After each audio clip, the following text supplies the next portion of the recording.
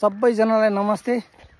आज बुद्ध र म चाहिँ यो चामुण्डा बिन्द्रसैनी नगरपालिकाको भवन भएको यो नगर पार्क नगर पार्क त जाँदैछौँ। अब यो भवन भएको ठाउँ यो चामुण्डा बिन्द्रसैनी नगरपालिकाको यो जम्बुगाँत बजारमा छौँ। बुद्ध र म आज यसो घुम्नलाई आएको छौँ। अब आज हामी चाहिँ यो नगर पार्कमा चाहिँ यो एकचोटि तपाईहरुले सुन्नु भएको थियो नि 45 लाखको घन्टी भनेर, एकचोटि भाइरलले भएको थियो नि, यो हेर्नेछौँ। त्यहाँ के छ बनाएछ चाहिँ त्यो हेर्नेछौँ। तपाईहरुलाई चाहिँ सबै कुरा देखाउनेछौँ। अन्तिम भिडियो अन्तिमसम्म हेरेर चाहिँ साथ दिनुपर्छ है।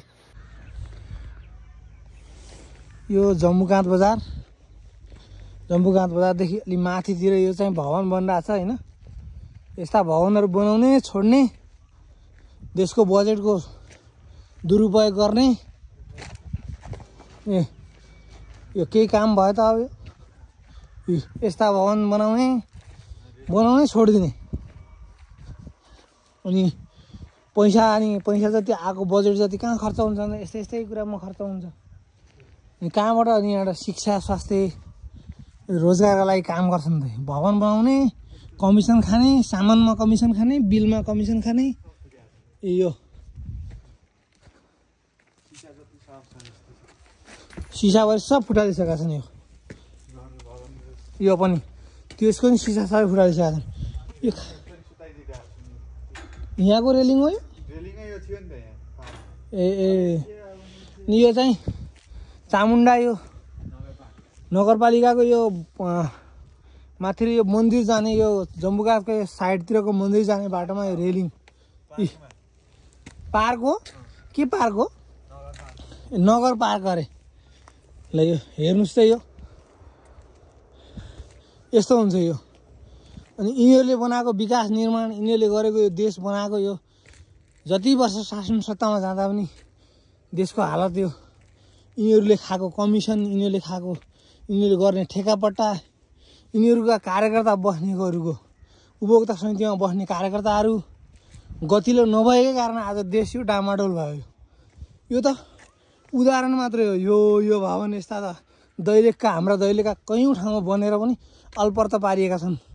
यो रेलिङको तल मुनिको ठाडो डन्डा हुन्छ नि, यो डन्डा सब चोरेर लगिसक्यो यहाँका मान्छेहरूले।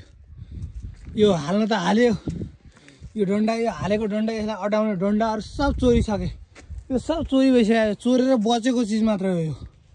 अब बचा छ यो पनि, अब यस्तै रहिराख्यो भने यो पनि चोरसँग लैजान्छन्। अनि नगर पार्क बनाउँछन्, चामुण्डाको नगर पार्क। यस्ता छन् हाम्रो नेपालका जनता। भएको चिजलाई पनि संरक्षण गर्ने छैन, भएको चिजलाई बचाउने छैन। हामी चाहिँ यो चामुण्डा बिन्द्रसैनीको नगर पार्क 45 लाखको घन्टी कति किलो अरे? 115 किलो होइन, 115 कुन्टल हो कि कस्तो? 1 क्विन्टल 15 केजी। कसरी 1 क्विन्टल 15 केजी मात्र हुन्छ यो भाइ? त्यही छ के ल यो 45 लाखको घन्टी। यही हो 45 लाखको घन्टी।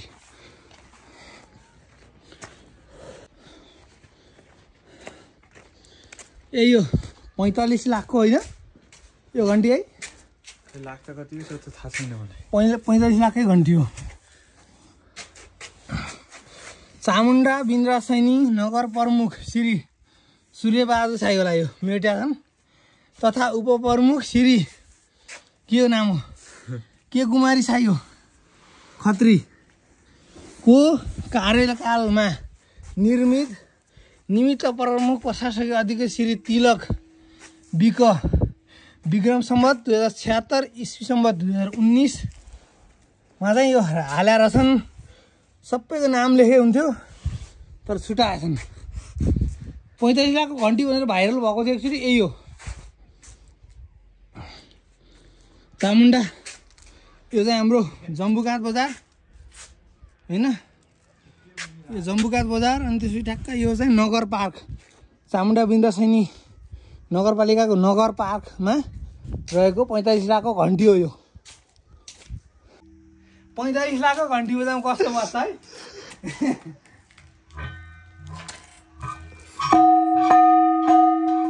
अब हामी अर्को ठाउँमा जाँदैछौँ। यही पार्कै अर्को ठाउँ हो यो।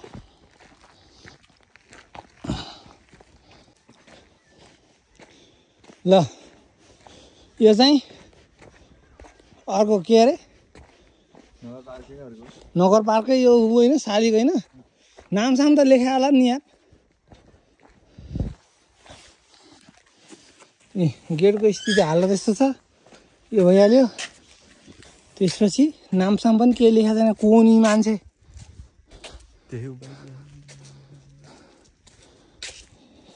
यी त महिला रहेछन् होइन। त्यसपछि नि चाहिँ क्याप्टो बिलाहान को रहेछन् मान्छे चाहिँ को हुन्यो। अब हामी यो गेटबाट निस्केर अर्को ठाउँ जान्छौँ। यो भवनहरूको यहाँ चाहिँ काम चाहिँ के छ यहाँ। यो कुनै विद्यालयको भवन भएको भए काम लाग्ने थियो बरु होइन। यो कुनै हस्पिटल बनाइदिएको भए होइन। यो सबै फुटालेर यो यस्तो बनाएर छोडाछन् यो भवन।